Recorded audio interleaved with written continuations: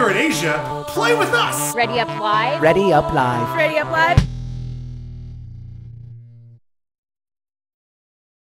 For me, yeah. I mean, it is, like you said, it's a big character. He is really the sort of poster child of the Halo series, and of course, you don't want to screw this up.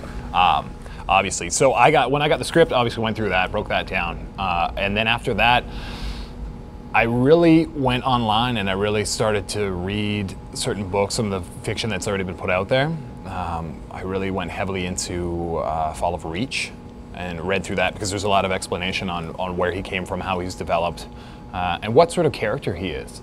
I mean, before that, prior to that, my sort of world of Halo was that I bought an Xbox, girlfriend bought me a video game, and it was Halo, and that was the only game that I've really, on that Xbox, played from front to back, and thought it was just such a cool game.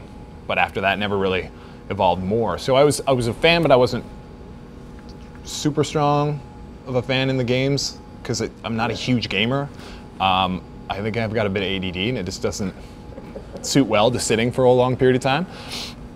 But I can see why there is such a huge fan base for the game. I mean, when I started reading the books, you start to see how big the world is and how intense the world is and how much description and storylines have gone into it, which is very cool, which is surprising when I actually started to learn about it, why it has taken this long to sort of get it into film.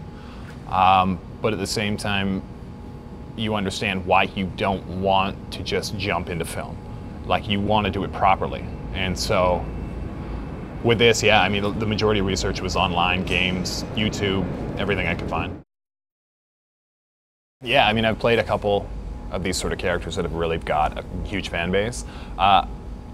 It's a nervous excitement. You don't want to stray too far from who he is and why he has become that sort of character and why he has a fan base. At the same time, you want to add a little bit of who you are to it, but not too much to really take away from it. Of course, you get a little bit nervous, but at the same time, it's a job, so you really just kind of focused on, all right, these are the attributes that I think I want to sort of highlight. And then it's almost like you start to think about all of those outside factors of whether you did it right or wrong afterwards, when you're kind of out of that fishbowl and you're looking back in.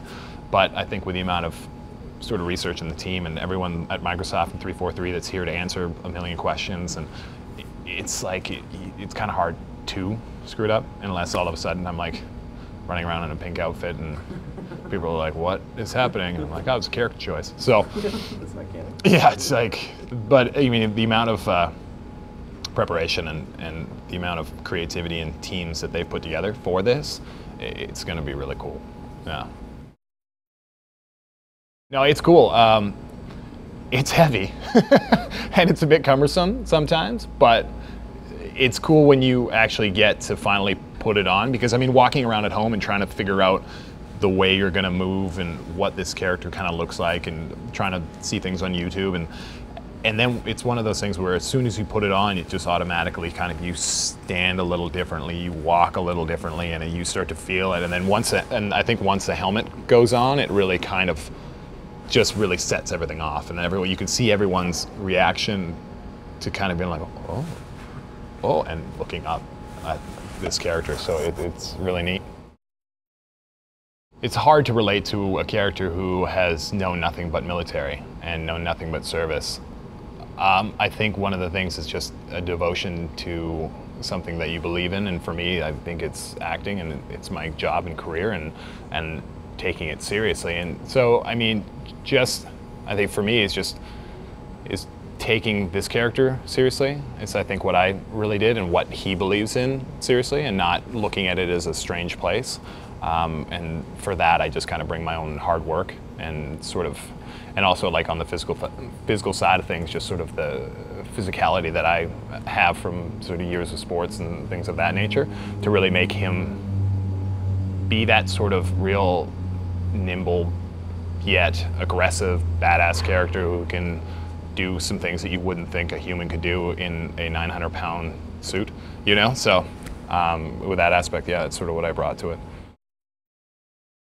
That's actually quite tough. I mean, with acting, you're really trying to work off someone's emotions, what they're conveying through their eyes, what they're conveying emotionally on their face, and so really all I have is my voice. So at the end of the day, I've really got to get into that mindset of whatever is happening in that scene at the time to really get that out and really get them to react off it emotionally. And then with the suit, the funny thing about suit work is that you actually have to kind of overact a bit to really display the movement that you want. Otherwise, if you do try to make it very simple, it doesn't transfer as well.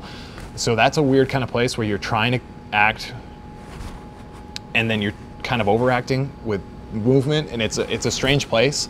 But I mean, the team of young actors that they got for this are so talented that it's not really affecting them very much. So it's really coming across great on film. You know what, it's Dr. Halsey and what she's done.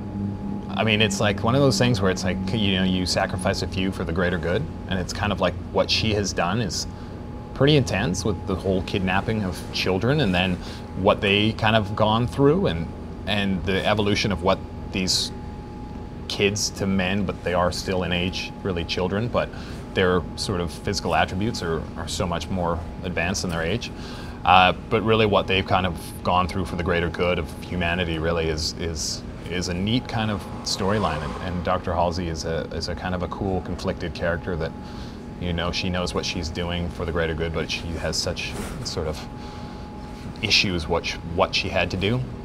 But it's a kind of a neat storyline.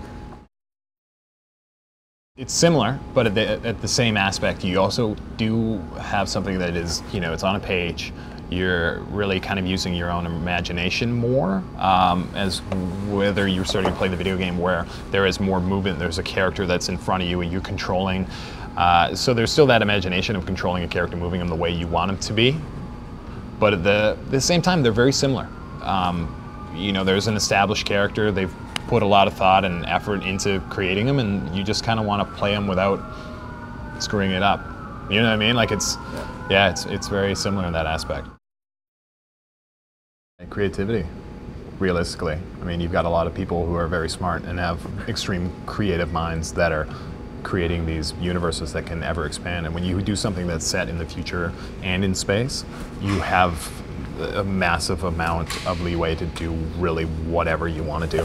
And that's the thing, as long as the creativity is still there, it's going to keep evolving. That's just the way it works. I mean, you take Star Trek, I mean, they're not similar in any aspect, but just the fact that they're set in space and in the future, and imagination is what caps or expands.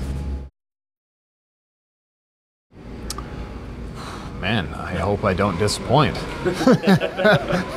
Hope I don't disappoint and enjoy the show. Yeah. Awesome. Thank you so much. No problem. Really appreciate it. Cheers, guys. What's up, everyone? I'm Greenskull, and I'm here on location in Vancouver to check out the Forward Unto Dawn set. It's pretty crazy, and we interviewed some awesome people, so check it out. Sweet.